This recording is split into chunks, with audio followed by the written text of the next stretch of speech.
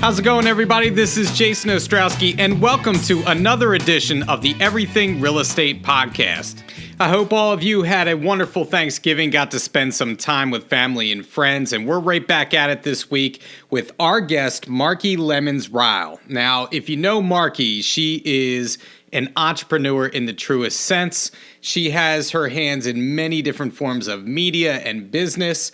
She happens to be a keynote speaker, a real estate educator. She has an MBA from St. Xavier University, 61 designations, certifications, and licenses in social media. She has presented social media marketing programs for NAR, Homes.com, Riz Media. The list goes on and on. She is also the host of the Social Selling Made Simple podcast with Marki Lemons-Ryhal, and she is an author. She is amazing, and I'm happy to have her on the podcast today to talk about celebrating you and gearing up for the new year. So let's get right into it with Marki. She is a ball of fire. I think you'll enjoy this one, and we'll pick it up on the other side.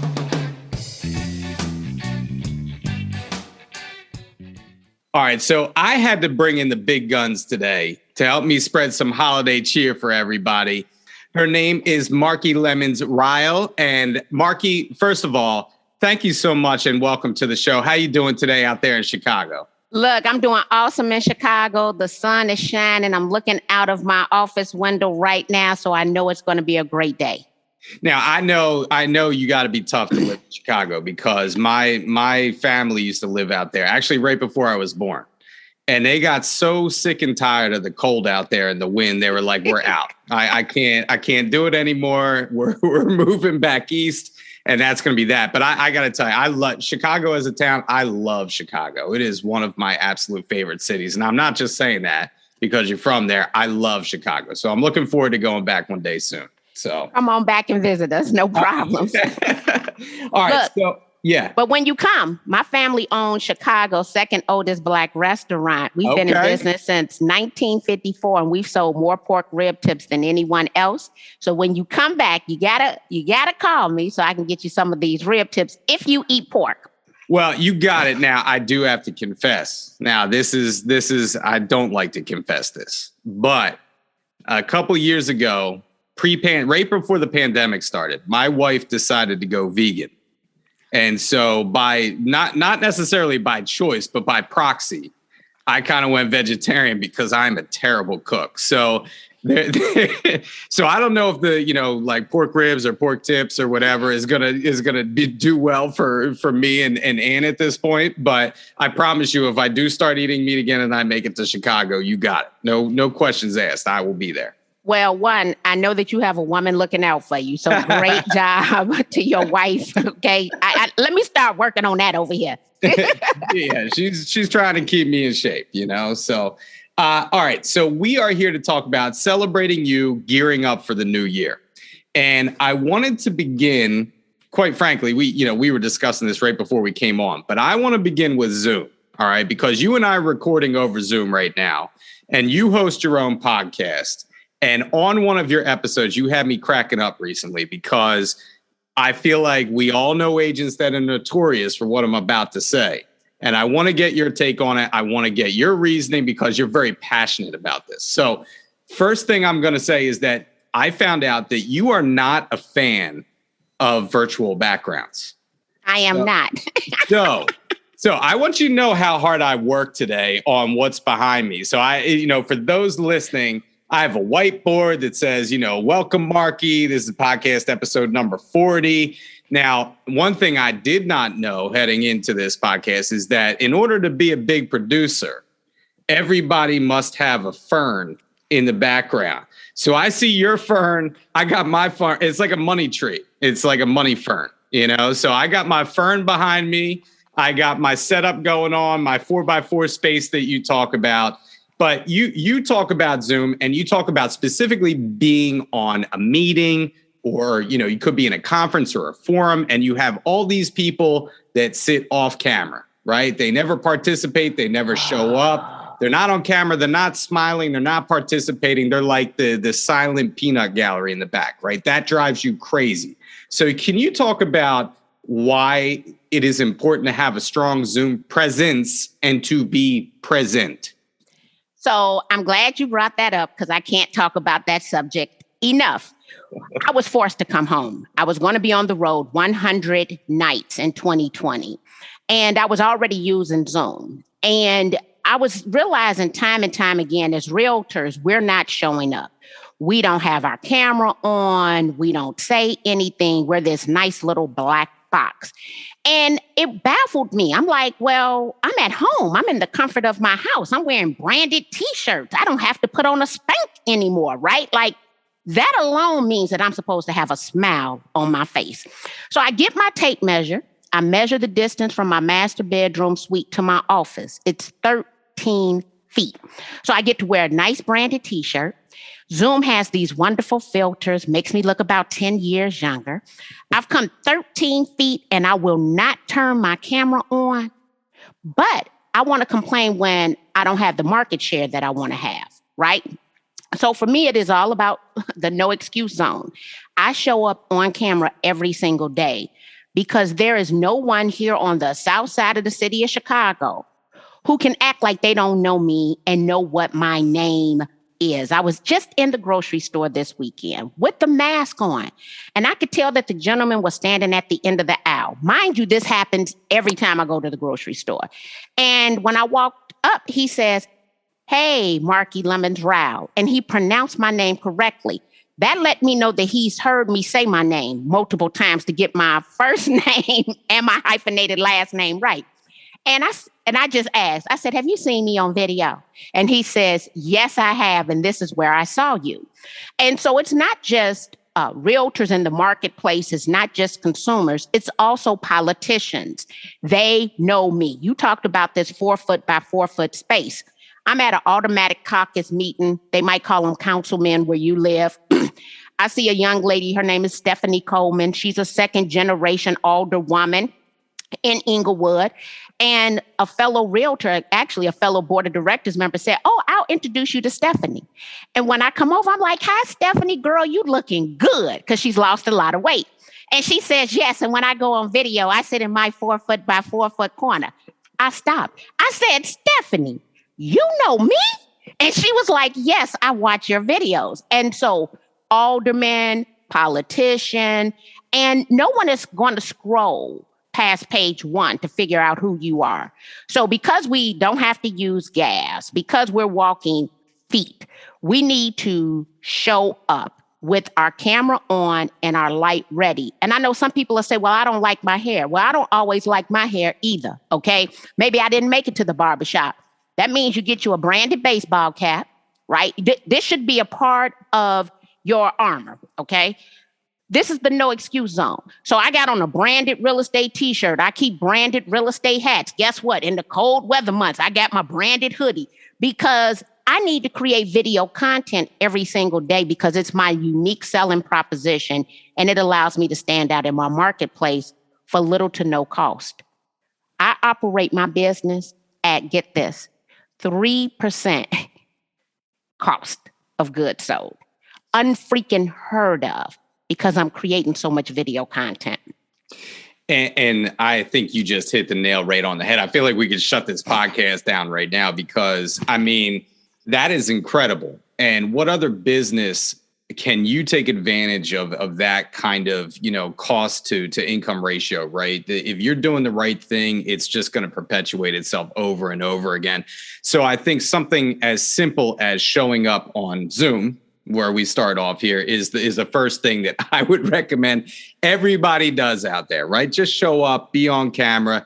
You talk about your branded baseball hats now. People laugh at me because once the pandemic started, I was like, I'm out on suits. Like, I had agents that like, I only know you to be in a suit. Suddenly I was in a hoodie, I was in a baseball cap, but I'm always on camera. I'm always showing up. I'm always participating and, having a smile on my face. Because like you said, it's great that we get to do this from here, it's refreshing. It's kind of exciting. I know people get a little cabin fever, but it's part of our everyday world right now. So get used to it. So, all right. So moving on, since the year is winding down, I wanted to provide our listeners some motivation and inspiration on this podcast as well. This is the holiday episode, Marki. So we are, we're in the holiday spirit now. So for the year ahead, I've listened to you speak about stop getting ready to get ready, right? And I think this is the perfect time of the year to address that, because I think agents of all ages and experience levels need to constantly hear this, because they can always relate. We all have something we know that we're procrastinating over or about. It could be something social media related. Oftentimes it's, being on camera, it's being on video, like we talked about. It may be education related. Maybe it's getting your broker's license. Maybe it's getting that CRS designation. Maybe it's upping your education game, right? Or it may be production related. You're not doing what you need to do consistently, and you know it, to get you to that next level because you don't feel like doing it. So what do you say to those agents out there to motivate them to take that next step that they didn't take this past year? I go back to my why. When I came into real estate, I was going through a bitter lawsuit with my family, and it was 1999. I was an unwedded mother, and I had a goal that I wanted to feel like a stay-at-home mom, but earn an above average income.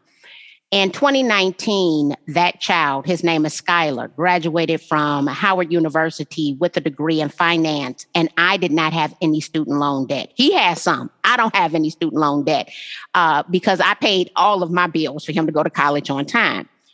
What else is he is now a second generation realtor.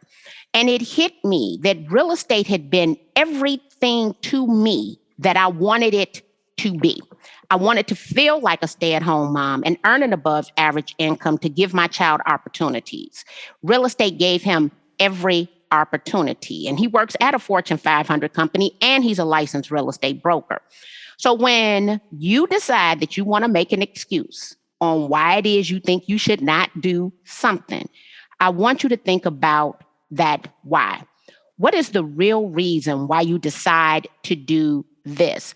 And making money is just one of the parts. I wanted to be successful as an unwedded mother. I wanted to afford my child every luxury of life that could exist. Real estate allowed me that opportunity.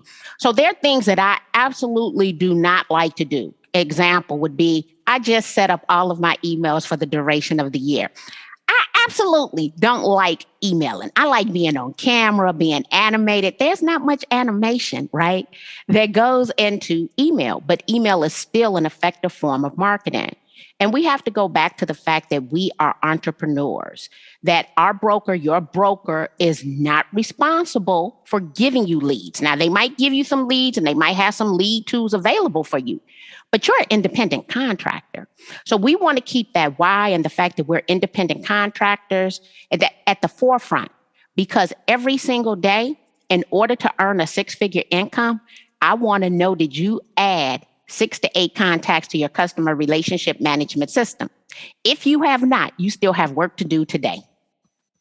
Absolutely. Yeah, absolutely. And I think that's the thing. I think it's one of those things we hear from agents all the time, right? When we're slow, we're like, oh, I don't have anything to do. You always have something to do. I know for me, I'm working on gearing up for the year ahead. My marketing plan right now, certain things that I wanted to accomplish, I'm taking care of right now. This is the time of year where I'm doing that while I have a little bit of time to do that, because I know next year if things go right and my preparation is key, then, come spring, I may not have time to do some of the things that I want to accomplish at that point in time. So it's taking care of business right now for the future, and that's what we're always doing our business anyway. We're always preparing for the future. So you had I don't think it was your quote, but you quoted a quote. All right. Now, I love this. I absolutely love this quote. So it is, be like a postage stamp and stick to one thing until you get there. All right. Now, I wanted to talk about that quote because I believe that it relates so well to our business. And you have agents that are very scattershot in their marketing, right? They do this one time, they give up. They do this, another time, they give up. What would you say about that quote? Why is it so important when it comes to real estate? So let me go back to where the quote came from. So in 2012, my money was funny, my energy was zapped, and I did not have enough time to date my husband. So I was questioning if I was doing the right thing. I read the book, The One Thing, and my favorite quote from the book, The One Thing, is be like a postage stamp, stick to one thing until you get there. What I realized when I was sitting there and I was analyzing myself, I always made the most amount of money with the highest level of happiness, because it's one thing to make money. It's another thing to make money and be happy. And I was like, so when did you make money and you were happy? Because I've made money and not been happy. Okay. So I was like, Marki, every time you made the most amount of money with the highest level of happiness, it was because you were focused on one thing. Initially, it was growing our restaurant business. Our sales increased by 58%, and I was just focused on the restaurant business. It was my first year as a real estate broker.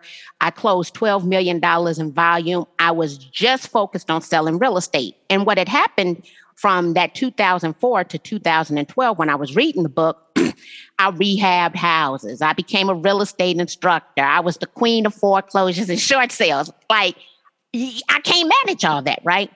So in 2012, I took a look and I decided that I would focus on social media and technology for real estate. Now, there are some things that just don't work, right? But we don't give it a chance to work. So here would be my recommendation. Let's say that you know that you're going to spend $6,000 on marketing next year. I also believe that you should set 10% aside for marketing, whether you use it or not. A lot of times we'll go and we'll do in January this one $6,000 marketing campaign. Well, marketing and sales is 100% about consistency. So instead of spending $6,000, don't you spend $6,000 on not one thing, okay? What you want to do is you want to take that $6,000. You want to have a year of success, not just a month of success. And you want to divide that out where you're going to come up with what is going to give you the highest return, spending $500 per month. I will tell you right now, nothing outperforms video content. Now, I know some of you are worried about how you think you look. People want to do business with real people. And they want you to be the same person online as you are when you show up at their house. So if you're doing a bunch of filters and you're not recognizable when you show up, you have just eroded trust. Be the same person who's going to knock on the door. And that should not be hard to do consistently. And right now, I have a beautiful Zoom filter on my face. I didn't wake up looking sun-kissed. I told someone the other day, I don't know what's going on Zoom. I look like I got me a new facial. It's because Zoom, it took 10 years off my life, okay? And so, but I'm still recognizable. When I show up, there's going to be the same haircut, same big earrings, and the same smile that's going to greet them at the door. They'll be like, I think she might have had a little filter on, but I'm still recognized. So you want to take that budget, break it down. You want to think of 12 months of consistency. And let me say this, there are some things that you might have done in the past that I would say you bring back, but you do it differently, right? So we're doing direct mail pieces, but our direct mail pieces all have a trackable QR code on it. The reason is I want to know if you scan the direct mail piece. So it's one thing, the ultimate goal is to generate a lead or to pick the phone up and call you. But everybody's not going to pick the phone up to call you. And I want to know, do they even interact with that direct mail piece? Well, if you put a trackable QR code on it, I can come back into a system called Bitly, and I'll know if you've ever scanned that card. So definitely have a budget, think about video, and put a new spin on something you've done traditionally that will make it trackable. So bring technology even into your card wraps, your direct mail pieces, so that you can track if that is working. And if it does not work, let it go. Isn't it amazing? I just have an aside. Isn't it amazing how the QR code has kind of come full circle back around again? I mean, it's like music, right? You grew up, well, I grew up like on 80s music, right? And then you hear like the 80s music coming back around again, or like fashion, something comes back in fashion again. The QR code has completely done a 180, came back around again, and now everybody's using them again. And that, before it was always trying to find value in the QR code. How could we use this effectively? Now everybody seems to have found, okay, this is what we're going to use it for, Think about it. It was a spin to the QR code. Make it scannable in the camera app. And then the pandemic occurred, and restaurants, they want to make sure, well, one, guess they're happy. They've reduced their cost because they don't give out a menu, right? The menu's on the website through a trackable QR code, okay? Now what they need to do is build in some type of rewards to sign up. That's what they need to do. They haven't done that quite yet. But the QR code, we had to download a special app. We couldn't find the value. Now, in the midst of a pandemic, and one simple tweak, it's no special app, it's the camera that scans it. It is actually valuable now. It's like magic. It's crazy. I just find it funny, because it was 10, 12, 13 years ago when people are using these QR codes, I haven't done it yet, but I've told my agents, I was like, look, I want you to get a QR code, put it on the back of a t-shirt, go out in the summertime and see how many people just scan your button a day. I love that. You know what? If it's okay, I may have to steal that one. Because I really do want. I really. You already know what people gonna be out there doing. I know. That is hilarious. I think I may have to do that. All right. Okay. All right. So gearing up for the new year now. We're talking about the new year, 2022. Knowing what you know and with knowledge that you have in the real estate and business world, what is going to be crucial for all real estate agents in 2022 to hit consistently in order to get ahead of the curve and separate themselves from other agents? Now, we talk about the QR code, we talk about video. Is there anything coming up in the new year that you feel like, okay, these are what the real professionals are doing, right? This is how they're getting the most out of their business. What would you say to that? Well, besides the fact of consistency, really understanding that avatar or consumer persona. And it's something that I've had to dive deep into, where I know that 70% of my audience is female. That number one age category is 45 to 54. And here's the thing that threw me off. Even though my audience is 70% female, my engagement on any post is 80% female. And so the issue that I'm having, and I would assume that every realtor, once they understand the numbers, are they willing to take action? With those type of numbers, I should have something that specializes, that I specialize or have some type of segment for female realtors, because I'm clear who my audience is. What I've done is straddled the fence, right? I don't want to alienate the men because I know that they make up 20%, essentially 20% of my audience, give or take. But a part of me is like, could I make more money if I went deeper with this female audience? Okay. When you understand who your audience is and being consistent, it's not about you. It's 100% about you solving their problems. And so I'm always looking at how can I be the solution to their problem? So once you understand who that persona is and you can start understanding what their problems are, you're always talking about a solution to their problem. Cosnop. I just went back 20 some years ago when I was on the mortgage side of the business, and there was a top producer, and it was always concentrate on solutions, not on the problem. You have to be the consistent solution to your sphere of influence, who can afford to buy and sell in the markets that you want to dominate. Yeah. I agree with. I'm sorry, I didn't mean to cut you off there. If you strike a nerve with a lot of things that you say with me, because I truly do believe I see, and the reason why I say strike a nerve is I'm not calling any particular brokerage out, okay? But I'm saying that we see out there a lot of times nowadays that we make it about us, right? The agent.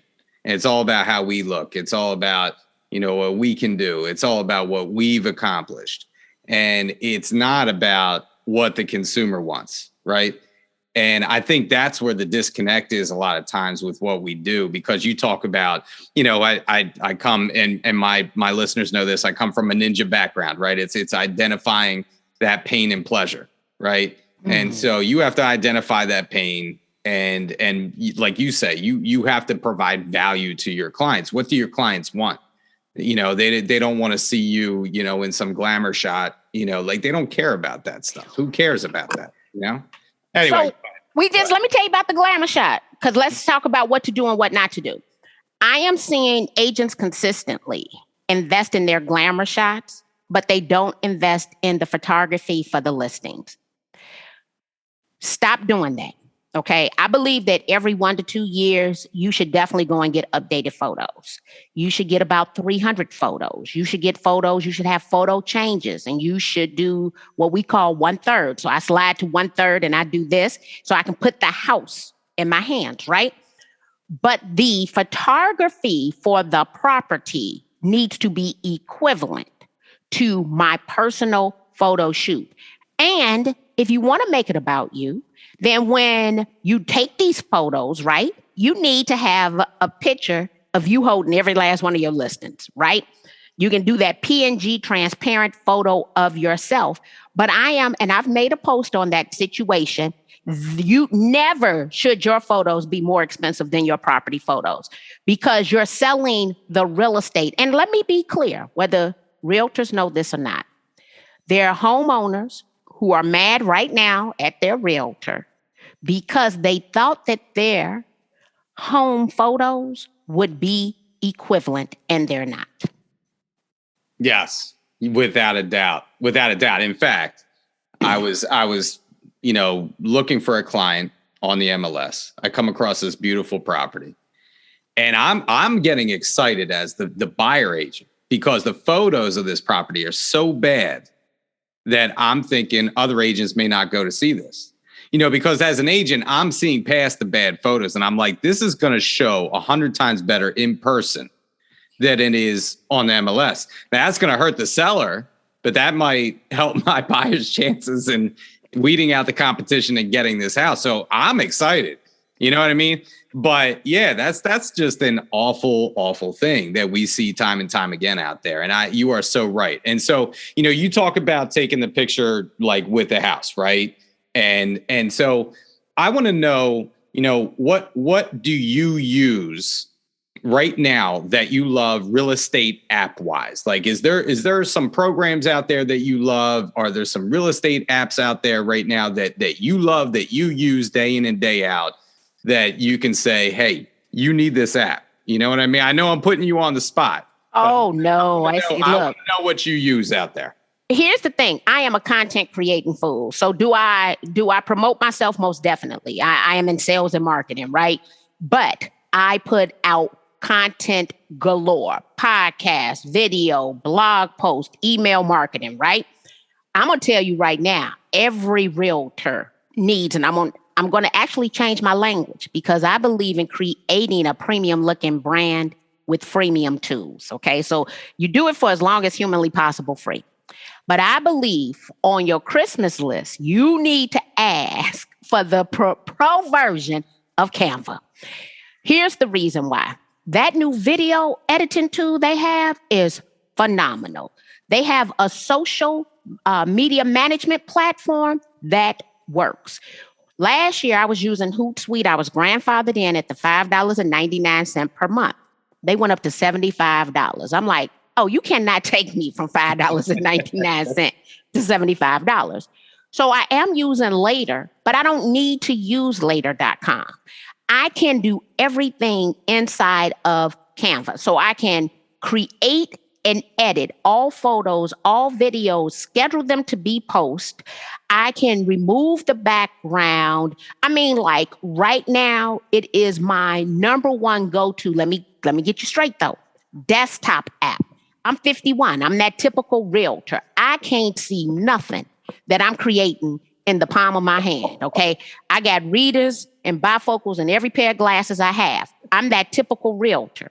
So from the desktop, here's the joy of Canva. Everything you create on the desktop automatically syncs to the mobile app, so you can download it. And guess what? The spelling is going to be correct. It's going to be exactly what you created. I also like for an app, InShot, INSHOT, where I would recommend you do use the free version. Here's why. Right now, if you want to get more engagement, you're going to need to create reels. You're going to need to create reels on Instagram. You're going to need to create reels on Facebook. If you don't like the editing tool in either one of those platforms, I would say use InShot. Am I creating reels? Yes. But to accommodate the time to create those reels, there were some things that I had to let go. I did let go of Twitter, Snapchat, TikTok, and Clubhouse. The reason is because I'm clear who my audience is. Therefore, I want to go deeper where they spend the majority of their time. Facebook, Instagram, YouTube, and I keep LinkedIn because it's the only business-to-business platform.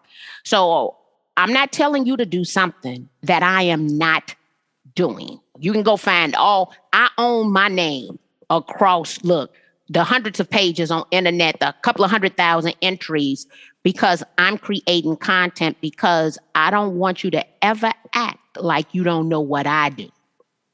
I think it's important to mention what you just said there, because you know your audience, right? Because the thing that we're hearing time and time again right now is, TikTok is kind of rocketing up the boards as like, the new sensation. Everybody needs to be on TikTok. Now, you said you gave up TikTok because of your audience. So can you talk just for people that need to be talked to about this? Why is that? Well, first of all, I do believe that realtors should spend 1 hour per day on social media for the purpose of lead generation. I believe they should apply what is called the Ford script.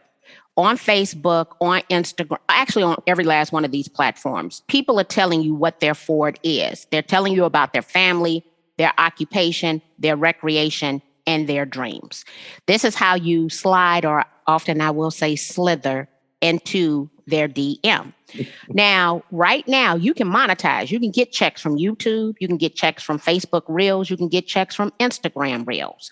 So I also believe in multiple streams of income. If I'm going to create this content, do I want to generate leads? Yes.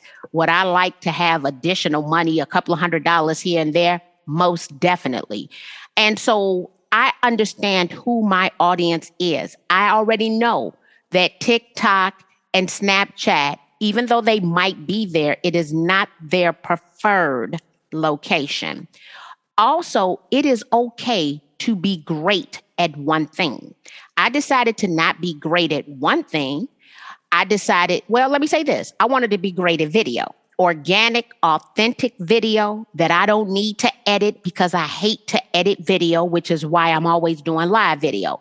And people like the blunders or the mistakes or when I get tongue-tied and I correct myself because I just keep going because they're likely to get tongue-tied too. And so you have to understand who your consumer is. And get this, I don't miss Twitter, Snapchat, TikTok, or Clubhouse. I have no desire to go back. And I have built better relationships on the platforms where my consumers are likely to hang out. But I'm going to say something that's probably going to shock most people. I want to be financially eligible for retirement on September the 25th, 2033. I can retire in style with my female audience, 45 to 54, because we're doing this together, right? So as I'm planning, they're planning. I'm talking their language. The reason I absolutely love what I do, because I'm hanging out with my girlfriends globally every single day, talking to them about things that matter to us. I'm not, the 32-year-old in the CRS course, one of the case studies we talk about is the average age of a first-time home buyer is 32 years of age. What platform would you go to hang out with them? And I had to get honest. I don't want a 32-year-old buyer. First of all, they're at the beginning. I'm at the end. I've had promotions. My husband has had raises. We're a two-income household. Most 32-year-olds aren't married. So we're talking about at the beginning, and they're a single-income household. They can't afford to buy what it is that I'm trying to sell. So why do I want to go hang out with them? I want to hang out, look, with my girlfriends who likely to get a divorce and going to lead to 3 transactions. Yeah, I mean, you're so right. I mean, you have to pick and choose what you want and where you are in your career, what you want out of it, right? It's all about choices, and you have those choices. So, okay. So we talked a little bit about Canva. I love Canva, by the way, but I actually got really into it this year. I'm still kind of learning kind of how to, use it effectively, but I love it. So in your opinion, where should agents invest in themselves and in their business in 2022? Now we can keep it macro, like, should it be more, online? Obviously you have to be online, right? But let's talk about some other ways of investing in yourself. So you're raring to go. So you tell me, where should people invest? I'm going to give you 2 things. The first one is, if your agents have not already taken the ABR course, I recommend that every agent takes the ABR course due to one little simple thing, the Department of Justice. And the likelihood is we will not see an offer of compensation in the MLS in the future. Real simple terms, right? So what do you do if you're representing a buyer, right? And there's no offer of compensation made in the MLS? First of all, your services are not free. Let's stop that language right now. So I believe that every buyer's agent needs to understand how to get a signed buyer representation agreement with an offer of compensation, period. That would be first. The second thing is, I believe that they should invest in platforms like a Calendly, because if you understand what your time is worth, if you are invested in something like a Calendly, people are 7 times more likely to show up for your appointments. So your listing appointment, your buyer's appointment, you have those set up on the dates and times that you want, and people select it. The thing is, every time that I do an appointment, it saves me 15 minutes of my time. Because I understand the value of my time, let's say the value of your time is worth $1 per minute, right? That means $60 an hour. You can pay for the tool in less than 2 hours of your time, and it will integrate with your Zoom.